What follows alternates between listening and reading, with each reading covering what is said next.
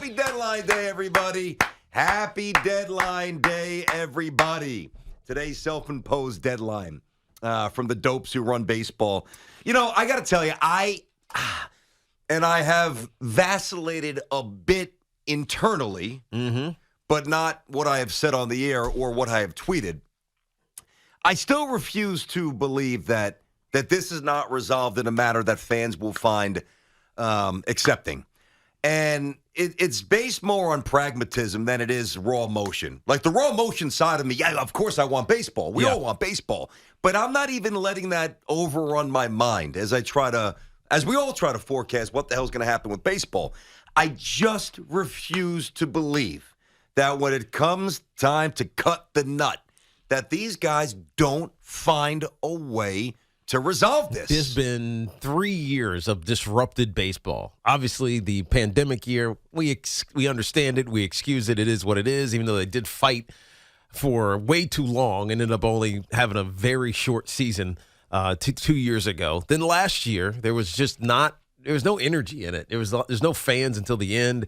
It just felt odd. It didn't feel like a regular baseball season. And now you get this opportunity to get a CBA done. By the way, you could have done the CBA a year ago or whatever ago. Or Manfred could have showed up 2 weeks ago rather than on Friday. That's right. For the first time. Or when they locked him out in December, they could have started talking then. Sure, lay the foundation. 2 months ago. They could have done this a long time ago. But leverage in negotiating is so important that they held it to the last minute, BT. And now we sit on the edge. I mean, we're missing games right now unless they just decide to doublehead these things throughout the rest of the season. At this point, they're not getting a deal done in the next, 5-6 hours. It's not happening, given all the differences that they are still between these two. But it's to me, it's the culmination of the last 3 years that have made it, and I'm assuming that they're missing games this year. It's the culmination of the last 3 years that just made baseball feel marginalized in some way. And it's a shame because when you get into the actual meat of a season, there's some interesting stuff that's happened. Like how the Braves won the World Series last year is beyond your mind. They had 88 wins last year. And they really restructured their entire team before the deadline. That's right. Because think about that. Acuna goes down. But isn't that baseball? Injury to their ace. But isn't that baseball, right? You talk that's about the unpredictable randomness. It's all hot stove and unpredictable randomness as you're talking about. What can we do to make a move to make us better? All right, we did these moves at the deadline, and we won a damn championship, right? So the storylines have been great in baseball, but it's felt linear. It just feels like it's all truncated. We're riding these roller coasters every single season over the last 3. Some of them Major League Baseball and the union's fault, some of them not. I would say it's a bit of a roller coaster, but it's not a roller coaster that just rolls through without stoppage. It's like, okay, you start the ride, you get a little momentum, hit the brakes. All right, let's wait a little bit up. Time to go up the hill, up, we're stuck again. Shoom, come flying down. Up, interruption, stop. Listen, I don't know if I agree with you that we're still going to necessarily lose games. I'll tell you why. Because this date is largely symbolic. I mean, you can manipulate it because think about this. The owners have said they need 4 weeks of spring training and 3 days to ratify the deal whenever it actually comes to fruition, which is why if it's not done by today, the start date is March 31, they're saying we're going to have to lose games, players won't get paid. But nobody said they can't change their mind. Yeah. Well, you don't necessarily need 4 weeks. Well, you don't need 4 weeks. And in fact, I think a lot of Major League Baseball players would say we definitely don't need 4 weeks of spring training in order to it's what are you doing in spring training? It's not like the NFL when you have preseason games where they're charging the same gate and it costs as much to go to a preseason game as it does to go to a regular season game. It's not the same. Like you're in Florida, you're in Port St. Lucie, you're in Tampa, right? It's the game price is different than it is in regular season in Major League Baseball. And so, I understand why the NFL has preseason games because it's a monetary opportunity for the owners. In Major League Baseball, I guess it is also, but not nearly to the same level as a regular season game at Shea Stadium. No, or not Shea, or Citi No, Field. but it's roster development, too. You got to get a look at these young kids. I know that it's not necessarily selling the tickets, but it's part of the process. Yeah, but these kids get 2 weeks up with the big boys, and, you take your notes, but you see how they react. But do you need 4 weeks for that? Well, no, they're not going to be up for all 4 weeks. That's what I mean. No, you don't. But you still need then the other guys to get ready. I don't know. I feel like, and I remember when we would start our season, I felt like I hadn't played baseball in a year. Yeah. Getting back on the baseball, when you first start seeing live pitching, unlike getting back on a basketball court or, I can't even think about being on a football field because I didn't play at all. But, to me, there's such a process of getting back in the flow of baseball. How long does that take? I'm sure it varies for everybody, but Tiki, talking about some guys who are making $30 million a year who you expect to throw 220 innings. If you try to just accelerate, all right, put them in a microwave, let's go. Yeah, but that might sound good. What do you think those guys are doing right now? It doesn't matter. They're probably long tossing right now. Yeah. They're probably running their poles and doing boring things. I get that. But that's not the point. I know it seems relatively benign now, but you know what? God forbid if somebody's labrum is shredded. So I'm not even going to say names because I don't want to speak that into the universe. But think about the best pitchers, both for the Yankees and the Mets. We know who they are. If one of those guys goes down because things are ramped up, and he misses, he's on the 60-day DL. Trust me, the calls are not going to be pleasant, and it's going to be ugly. And you got to protect the arms. But baseball is just throwing this out there to try to incentivize the players to blink, and they're not going to blink. No. They're not. And what bothers me, and this will be fans, I think most people know this, I think. I don't know. I don't want to assume that everybody knows it. The owners could lift the lockout right now and say, all right, out of good and this is probably what bothers me the most, because this will be a PR gesture. I agree. That would be so embraced and would do so much goodwill for the sport. You lift the lockout, which they can do, and then you get back on the field and you talk while at least we're seeing ball hit bat. Do we think that the players in the union are willing to go back to the fields of play without a deal? Without a deal. Well, they've been locked out. Keep in mind, they're the ones who are locked out. They are not striking. But now they're locked out, and they're fighting this, right? They're throwing these different proposals, and the merit of them, that's open for debate from both sides of this conversation. But if the players who have been locked out since December now are all of a sudden told today, all right, lockout's over, we don't have a deal, lockout's over.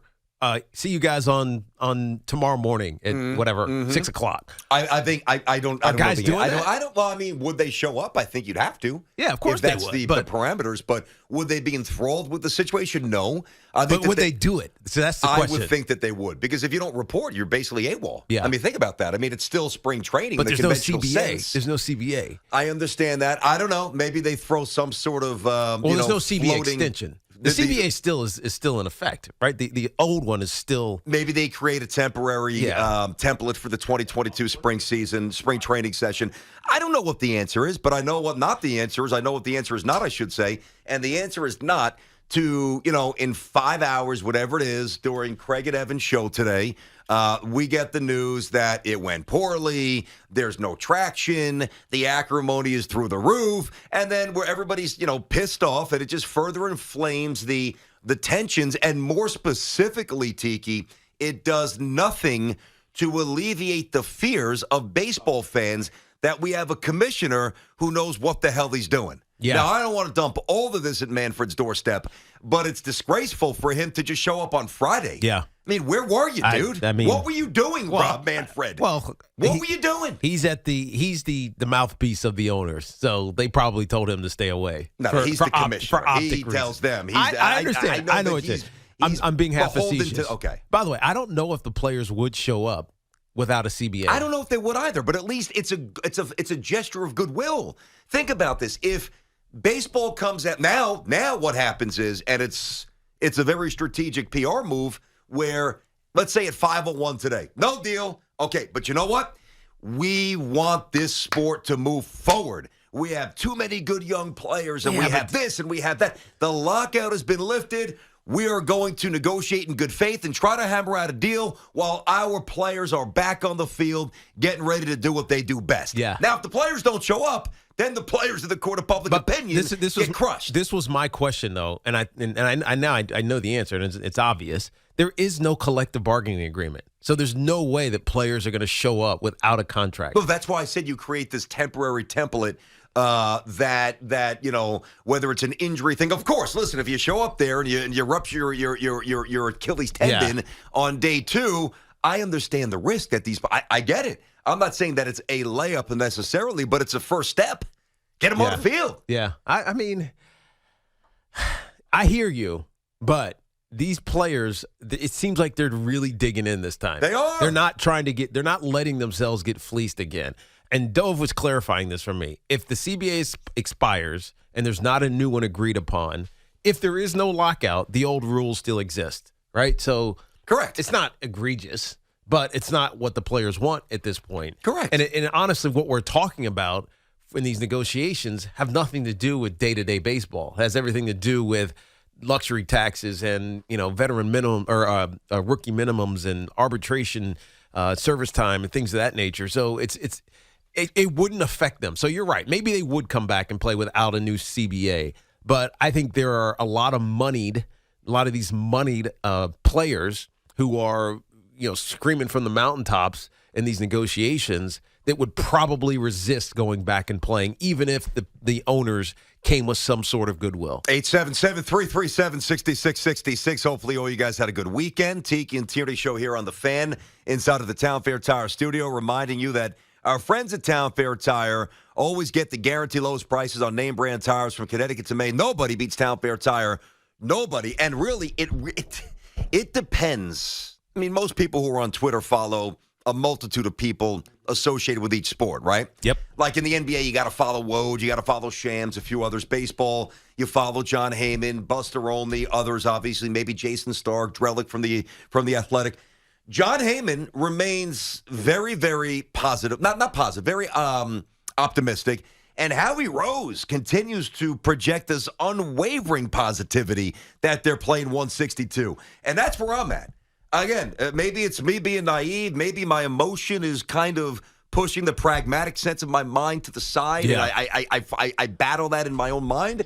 But I'm not 9 years old. And I remember during the 81 strike, I remember we had tickets to a game that night. I forget who the Yankees were playing, but I remember being in that little $9 pool that you got from like Toys R Us because we didn't have a real pool. And I remember just saying, Ma, is it over yet? Because she had like 10 wins over there. Is the strike over? It was freaking torture. It was torture. I'm not 9. I'm in my late 40s. So it's different, but I still believe that these clowns will find a way to resolve it. And they are clowns. Yeah, you're optimistic. They are clowns. You're so much more optimistic than I am. Well, optimistic that what? 162 or that it starts by define your level of pessimism. My because pessimism I is think 162 games. My pessimism is 162 Okay, games. So if you don't think it's going to be 162, which I respect, then you might be right. What's your number? And I don't mind it. Well, but that's a different conversation. I get you on that. But what's your number? If you don't think they're going to play 154, right? All right, so nothing egregious. I'm not saying there's going to be 100 games.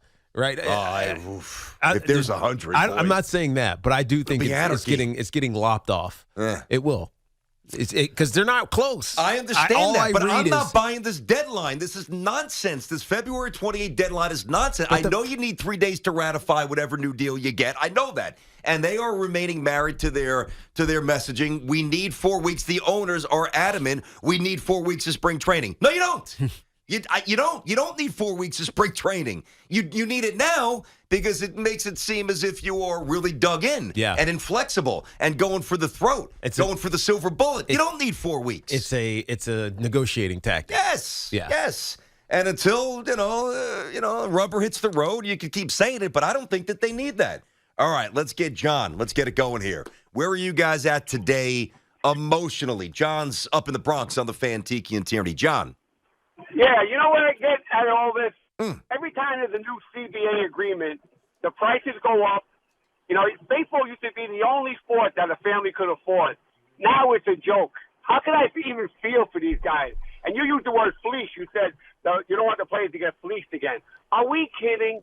I mean, look, You have to take a loan out to go to a game with a family now. It's it's relative. It's relative, but you're right. You're absolutely right about that. I mean, and that's what gets lost as the news cycle surrounding this talks about like millions of dollars, and even from the minimum standpoint, they're talking about $700,000 for some of these players who may play 2 or 3 years and making $700,000 a year. Most people in this country they make that in their lifetime. But that's not the point. I understand that's not the point. Most people. But my point is how this. We are most people. What do I mean there? Hold on. We are most people. Yes. That's the players aren't. The players aren't. Well, I know. We don't have that skill that's going to be paid for. I know what you mean. But what I'm saying is the way that this is reported, the way that the things that we're talking about are, to the average fan, it sounded like, what do you? You're complaining because you're not making $700,000 a year, from a player standpoint. I get that. On the human level, I completely agree and empathize. Yes, no doubt. But, dude, we got guys making $26 million a year in the NBA, and they are scrubs. John Wall's making almost $50, hasn't played. So I think that every sport economically is a bit broken. The NBA long lost us. Yeah, no, There's just not a get relatability at all. You're right, Tiki, and we romanticize baseball for different reasons, but the grind, and I agree the players should get a little bit more money, and I agree that these prices are ridiculous. Mm-hmm. I mean, you price out an entire family to go to Yankee Stadium. I went a couple times last year. I got good tickets from FAN. Yeah. We weren't even here yet, but I got good tickets from FAN, and I'm certainly not crying poverty, but $40 to park. We got little kids. You don't want to take the train. You park. You get something to eat. You drop $300 before you blink. And it's a lot of money. God forbid the kid asks for a program, a jersey, a hat, or something else. Will you say no? I mean, you say yes, and you swallow it, and it stinks. But that's not going to change. The only option that people have is to not go. Yeah. And that's right. It's sad to be forced with that option, but it is what it is, unfortunately. Ted's in Red Bank. What's up, Teddy? How are you today? Good. How are you guys doing? All right, pal. I agree with you what you just said. The fans have to be disciplined enough, get involved, and stay home for 1 year. Send a message that we're tired of the prices. It's getting outrageous. You can watch it on TV. You can go to a minor league game, but stay home. I mean, the only thing really, if you have a younger kid that you want to take to the game and you don't want to miss out a whole year of that, but you can still take them to a minor league game. Be disciplined, because they are sticking it to us. We have the power to stick it right back to them, right where it hurts in the purse. Do we, though? Because, Ted, think about this, and it's a fair concept. Thanks for the call there, buddy. And I'm not even saying that I disagree, but do we really have that power? The main power is in the TV contracts. Yeah. So whether or not we flock to Queens or the Bronx, those TV contracts are still there. Yeah, but the gate matters. It does. I mean, I'm not saying it doesn't matter. Yeah. It's not completely immaterial, but it's not driving the sport. No, it's not. It's not. What matters, and this is why the expanded playoffs, which are part of this CBA currently, BT, are so important to the owners because it's a $100 million windfall. If they expand the playoffs, and the players don't participate in that. The players participate in the expanded playoff gate, but they don't participate in the TV deal that comes after the regular season. So you're right. I mean, it is about the TV money, and really all sports are about the TV money at this point. Because think about it, a particular game, whoever it is, whether it's Brooklyn, the Nets, or whether it's the LA Lakers playing or the Golden State Warriors, most people, 98% of the people are seeing it on television. 99% of the people, 99 point something plus, I agree, is seeing it on television. Yeah. They're not watching it in the arena because the arenas are small. The ballparks are small relative to the population. Well, so yeah, you're right. The TV is where the money comes from. That's exactly what I'm saying. So now you're going to turn exactly. You're going to turn off your TVs. Then it takes away your fandom. Here's what I know, and we've all. That's how they got us, man. I'm telling you. Trust me, they got us by the short ones. No matter what you do, you're wrong. You're right. We've all been immersed in the news, really not just this weekend, for almost a week now, obviously, and really before that, depending upon how much you consume the news. Mm-hmm. But we watch, Ukraine somehow fight, which is amazing. The resilience of the Ukrainians. If you're 59 years old, you got to fight. Yeah. You've got a mandate out there between the ages of 18 to 60. You have to stay, and you must fight. And the downstream residue from this Ukraine, Russian battle is, oil, maybe $1.50 a barrel. The inflation before this is a complete disaster. I mean, we are in a rough economic time here in our country, in our world, and we're watching these bozos argue about money in Major League Baseball. That's right. I understand it's infuriating. I understand it. But just because the CBA expired, the timing from a PR point of view is bad, but it doesn't mean they don't have the right to pursue what they believe they have the right to pursue. You almost have to separate the two, and it's tough. It's very tough. 877-337-6666. Tiki and Tierney on the Fan. All right. Do you believe that 4 weeks are required for spring training? Do you believe that today that the deadline is really, hard and true? I think there's real built-in flexibility there. I just think it's kind of a pawn for discussion. I'm not buying it. I still think we play 162. Tiki not as sold. Where do you guys stand? Tiki and Tierney up until 2 on this Monday on the Fan.